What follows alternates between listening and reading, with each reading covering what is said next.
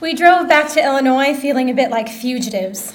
Technically, my bed rest had been lifted, the second bleeding episode had stopped, and the baby looked okay. I endured the steroid injections like a champ. 2 shots, 1 in each cheek, 24 hours apart. The left side didn't hurt as much because we figured I deadened a bunch of nerves there from sliding into stolen bases. Well, you're still rounding, my dad said, just in a different way. After the second shot and the lifted restrictions, I just never thought to ask about their previous admonition against driving home for Thanksgiving. Because I don't like hearing no, especially when there's pie on the line. Especially when you're pregnant and there's pie on the line. So we drove home feeling a bit like outlaws, like maybe we were going out of bounds. Thanksgiving morning dawned and the family scripts started rolling. The Macy's parade blinked onto the big screen and Dad made his first of a half dozen remarks about how bad the parade celebrities are at lip syncing. And then Grandma came in with the main spread, shaking her head. I don't think I got the crusts right, and the stuffing has too much sage in it, we all recited in unison. She sighed in frustration with a little tut at the end. Her recitations of the meal's flaws were a long-standing tradition, but our reciting them with her was a little too recent for her to remember. We took a moment of reflection before the meal. Back in March, it had looked as though Dad was going to die. 57 years old, had already beaten 3 rounds of cancer, and it was recovery from the 3rd that nearly did him in. 6 weeks after a major surgery, he was readmitted right quick and in a hurry. An infection had been baking in his body for all of that time, and he was septic. While I shrank the 90-minute drive to 75, I sobbed and begged, and I was surprised to hear what came out of my mouth. You can't have him, not yet.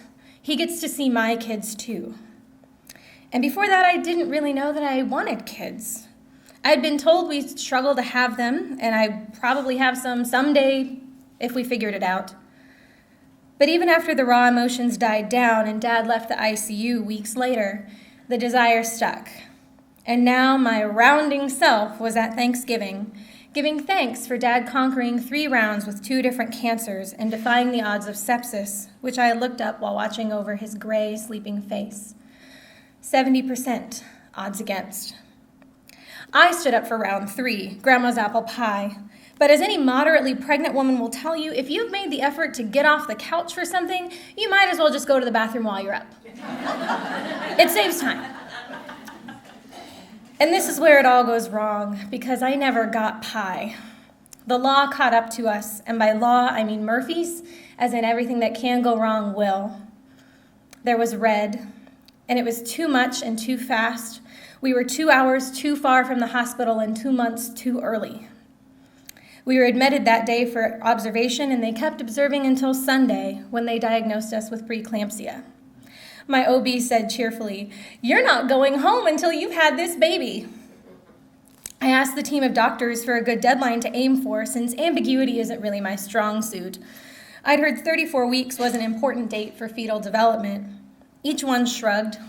34 weeks would be a great place to get, they said, but let's take it one day at a time. Their eyes and their stances told me that not a one of them thought we could make it 2 full weeks. We prayed and we swore and we cried, and the baby kept failing his tests and my blood pressure kept climbing. My mom and dad came to visit. I said to my mom, "I'm really sorry you've had to spend so many weeks in a chair in the corner of a hospital room." My dad said, "Yeah, it feels different from a chair than the bed. I'm really sorry, kid." And then we'd done it, 34 weeks. And it was time again, the law found us. He was still too small and it was still too early, but he was too sick to go any longer. I braced myself, trying to get ready to hear silence instead of a cry, to have a bony, Voldemort-looking baby in the bassinet instead of a chubby little cherub. A cold cable of fear pulled through me. I shook on the operating table, a side effect of the epidural. But then we weren't running anymore. He was out. He cried, and we cried. "What does he look like, honey?" I asked. "A purple potato," I heard in response. And then he was whisked away to the NICU. The next day, my parents and I sat by Ezra's isolette as he slept. Lots of monitors, 4 IVs hooked up into the line running into his arm. His feet were covered in stick marks from blood tests. I looked at my dad.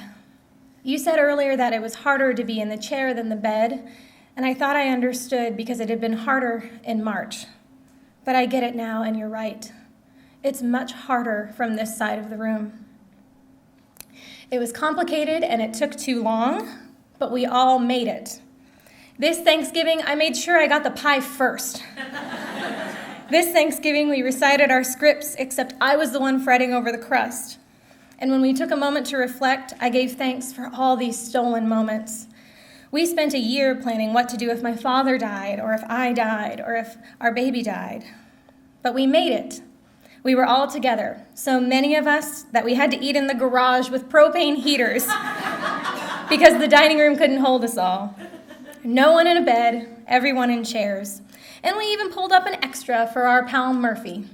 And we told him to suck it and pass the cranberry sauce.